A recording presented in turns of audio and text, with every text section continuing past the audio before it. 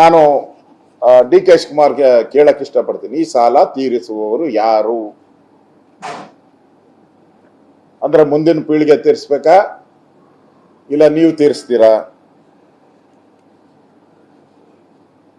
ಈಗ ಕೊರತೆ ಎಷ್ಟಿದೆ ನಮ್ದು?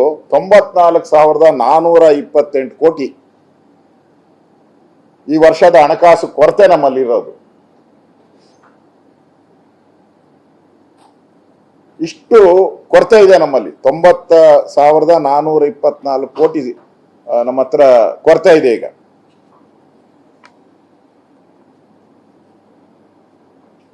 ಅಂದ್ರೆ ಅಭಿವೃದ್ಧಿಗೆ ಹಣ ಇಲ್ಲ. ಈಗ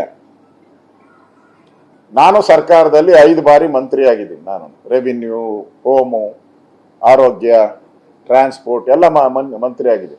ನಾವು ನಾರ್ಮಲಿ ಖರ್ಚು ಮಾಡ್ತಾ ಇದ್ದಿದ್ದೆ ಬೊಮ್ಮಾಯಿ ಸರ್ಕಾರ ಇದ್ದಾಗ ಅಪ್ರಾಕ್ಸಿಮೇಟ್ಲಿ 84,000 crores 84,000 crores ಅಪ್ರಾಕ್ಸಿಮೇಟ್ಲಿ ಅಭಿವೃದ್ಧಿಗೆ, ಇಡೀ ರಾಜ್ಯಕ್ಕೆ ಬೆಂಗಳೂರು ಸೇರಿದಂತೆ ಇಷ್ಟನ್ನ ನಾವು ಖರ್ಚು ಮಾಡ್ತಾ ಇದ್ರಿ. ಈ ಗ್ಯಾರಂಟಿ ತಂದ ಮೇಲೆ ನೀವು ಅವೈಜ್ಞಾನಿಕ ಗ್ಯಾರಂಟಿ ಒಳ್ಳೆಗೆ ಈಗ ಮೋದಿ ಅವರು ತಂದಿದ್ದಾರೆ, ರೈತರಿಗೆ 6,000 ಕೊಡೋದು. ಅದು ಅವೈಜ್ಞಾನಿಕ ಗ್ಯಾರಂಟಿ ಅಲ್ಲ, ಇದು ಅವೈಜ್ಞಾನಿಕ ಗ್ಯಾರಂಟಿ ತಂದಿದ್ರಿಂದ ಈಗ ಅಭಿವೃದ್ಧಿಗೆ ಏನ್ ಹಣ ಇರ್ತಾ ಇತ್ತು 84,000 ಕೋಟಿ ಅದರಲ್ಲಿ ಕಟ್ಟಾಯ್ತು. ಈಗ ಸಿದ್ದರಾಮಯ್ಯನವರು ಸತತವಾಗಿ ಅವರು ಏನೋ ಫೈನಾನ್ಸ್ ಮಿನಿಸ್ಟ್ರು, ನಾನು ದೊಡ್ಡ ಆರ್ಥಿಕ ತಜ್ಞ ಅದೇನೇನು ಹೇಳ್ತಾ ಇದ್ರಲ್ಲ, ಹಿಂದೆ ಸರ್ಕಾರ ನಮ್ಗೆ ಅನ್ಯಾಯ ಮಾಡ್ತು. ಹಿಂದೆ ಸರ್ಕಾರ ಅನ್ಯಾಯ ಮಾಡಿದ್ರೆ ಸರ್ಪ್ಲಸ್ ಬಡ್ಜೆಟ್ ಹೆಂಗ್ ಬರ್ತಾ ಇತ್ತು? ಅದೇ ಫೈನಾನ್ಸ್ ಡಿಪಾರ್ಟ್ಮೆಂಟ್, ಅದೇ ಸೆಕ್ರೆಟರಿ, ಅದೇ IAS ಏನ್ ಡೂಪ್ಲಿಕೇಟ್ ಮಾಡಿದ್ರಾ ಬಿಜೆಪಿ ಸರ್ಕಾರ? ಹಿಂದೆ ಸರ್ಪ್ಲಸ್ ಬಡ್ಜೆಟ್ ಕೊಟ್ಟಿದ್ರಿ ನಾವು 24,800 ಕೋಟಿ. ಅವಕಾಶ ಇದ್ರು ಲೋನ್ ತಗೊಂಡಿಲ್ಲ ನಾವು. ಅಷ್ಟನ್ನ ಹಾಳು ಮಾಡಿದ್ದಲ್ಲಿ ನಿಮ್ಗೆ. ನಾವು ಸಮೃದ್ಧಿಯ ಕರ್ನಾಟಕವನ್ನ ನಿಮ್ ಕೈ ಕೊಟ್ರಿ. ನಾವು ಹಾಳು ಮಾಡಿದವರು ಸಿದ್ದರಾಮಯ್ಯ ಅಂಡ್ ಗ್ಯಾಂಗ್. ಅಲಿಬಾಬಾ 40 ಕಳ್ಳರ ರೀತಿ ಲೂಟಿ ಮಾಡ್ಬಿಟ್ರಿ ನೀವು. ನಿಮ್ಮ ಫೈನಾನ್ಸ್ ಎಫಿಷಿಯನ್ಸಿ ಏನಿತ್ತು? ಫಸ್ಟ್ ಟೈಮ್ ಏನೋ ಡಿಫಿಷಿಯೇಟ್ ಬಡ್ಜೆಟ್ ಮಾಡಿದ್ರಿ. ನಮ್ದು ಸರ್ಪ್ಲಸ್ ಬಡ್ಜೆಟ್. ಬಿಜೆಪಿ ಸರ್ಕಾರ ಇದ್ದಾಗ ಸರ್ಪ್ಲಸ್ ಬಡ್ಜೆಟ್. ನೀವು ಬಂದ ತಕ್ಷಣ ಹೆಂಗೆ ಡಿಫಿಷಿಯೇಟ್ ಆಗ್ತತೆ? ಅದೇ ಸೆಕ್ರೆಟರಿ, ಅದೇ ಫೈನಾನ್ಸ್ ಸಿಸ್ಟಮ್. ಮುಖ್ಯಮಂತ್ರಿ ಬದಲಾಗ್ಬೋದಷ್ಟೇ, IAS ಬದಲಾಗಲ್ಲ. ಮಾಡಿದ್ರಿ. ಏನೋ 2ನೇ ವರ್ಷ ಬದಲಾವಣೆ ಮಾಡ್ತೀನಿ ಅಂತ ಹೇಳಿದ್ರಿ ನೀವು. ನೋಡಿ, ನಾನು ಫೈನಾನ್ಸ್ ಆರ್ಥಿಕ ಸ್ಥಿತಿಯನ್ನ ಸುಭದ್ರತೆಗೆ ತರ್ತೀನಿ ಅಂತ ಹೇಳಿದ್ರಿ ಫಸ್ಟ್ನೇ ಬಡ್ಜೆಟ್ ಮಾಡಿದಾಗ. 2ನೇ ಸರಿ ಬಡ್ಜೆಟ್ ಅಲ್ಲಿ ಏನೋ ತರ್ತಾರೆ ಅಂದ್ರೆ ಮತ್ತೆ ಡಿಫಿಷಿಯೇಟ್ ಬಡ್ಜೆಟ್. ಮತ್ತೆ ಹೇಳಿದ್ರಿ ಏನೋ ತೊಂದರೆ ಆಗಿದೆ, 3ನೇ ಬಾರಿ ನಾನು ತರ್ತೀನಿ ಅಂತ. 3ನೇ ಬಾರಿನೂ ಕೂಡ ನಿಮ್ದು ಡಿಫಿಷಿಯೇಟ್ ಬಡ್ಜೆಟ್.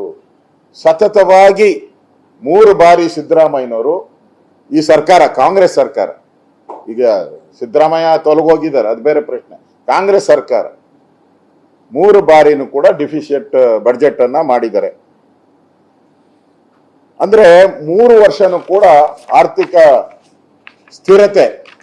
ಮೊನ್ನೆ ಹೇಳಿದಾರಲ್ಲ ಪ್ರೆಸ್ ಮೀಟ್ ಅಲ್ಲಿ, ಡಿ ಕೆ ಶಿವಕುಮಾರ್ಗೆ ಕಿವಿ ಮಾತನ್ನೇ ಹೇಳಿದ್ದಾರೆ. ಏನು, ಮನೆಗೆ ಹೋದಾಗ ಕಾಲಿಗೆ ಬಿದ್ದು ಆಶೀರ್ವಾದ ಮಾಡಿದಾಗ ಅವ್ರ ಆಶೀರ್ವಾದ ಮಾಡಿದ್ ಹಿಂಗೆ, ಭಸ್ಮಾಸುರನ ಆಶೀರ್ವಾದ. ಭಸ್ಮಾಸುರ ಇದ್ನಲ್ಲ, ಹಂಗ ಆಶೀರ್ವಾದ ಮಾಡಿದ್ದಾರೆ. ಭಸ್ಮಾಸುರನ ಆಶೀರ್ವಾದ. ಆರ್ಥಿಕ ಸುಸ್ಥಿರತೆ ಮಾಡಿದಾರಂತೆ. ಅಂದ್ರೆ ಫೈನಾನ್ಷಿಯಲ್ ಎಫಿಷಿಯನ್ಸಿ. ಡಿಫಿಷಿಯೇಟ್ 3 ವರ್ಷ ಡಿಫಿಷಿಯೇಟ್ ಬಡ್ಜೆಟ್ ಮಾಡಿಬಿಟ್ಟು ಸಾಲದ ಹೊರೆಯಲ್ಲಿ ನಮ್ದು. ಈಗ ಡಿ ಕೆ ಶಿವಕುಮಾರ್ಗೆ ಅಧಿಕಾರ ಕೊಡ್ತಾ ಇದ್ದೀನಿ ಅಂತ ಹೇಳಿದ್ದಾರೆ ಅವರು. ಎಲ್ಲಿದೆ ನೀವು ಆರ್ಥಿಕ ಸುಸ್ಥಿತಿ ಎಲ್ಲಿದೆ?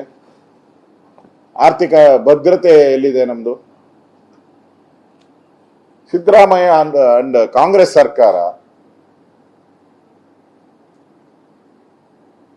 ಅಭಿವೃದ್ಧಿಯ ಕರ್ನಾಟಕ. ಹಿಂದೆ ಏನು ಅಭಿವೃದ್ಧಿಯ ಕಳೆದ 75 ವರ್ಷ, ನಮ್ಮ ಸ್ವಾತಂತ್ರ್ಯ ಒಂದು 75 ವರ್ಷ ಆಯ್ತು. ನಾವೆಲ್ಲ ಕೂಡ ಯಾವತ್ತೂ ಕೂಡ ಕೋವಿಡ್ ಸಂದರ್ಭ ಬಿಟ್ರೆ, ಕೋವಿಡಿನ ಸಂದರ್ಭ 2 ವರ್ಷ ಬಿಟ್ರೆ ನಮ್ಮ ಇಡೀ ರಾಜ್ಯ ಯಾವತ್ತೂ ಕೂಡ ಆರ್ಥಿಕ ದುಸ್ಥಿತಿಗೆ ಹೋಗಿರಲಿಲ್ಲ ನಾವು. ಫಸ್ಟ್ ಟೈಮ್ ಕಾಂಗ್ರೆಸ್ ಸರ್ಕಾರದಲ್ಲಿ ಈ 3 ವರ್ಷದಲ್ಲಿ Siddaramaiah and D K Shivakumar ಅಭಿವೃದ್ಧಿ ಕರ್ನಾಟಕದಿಂದ ಸಾಲದ ಕರ್ನಾಟಕಕ್ಕೆ ತಗೊಂಡೋಗಿದ್ದಾರೆ.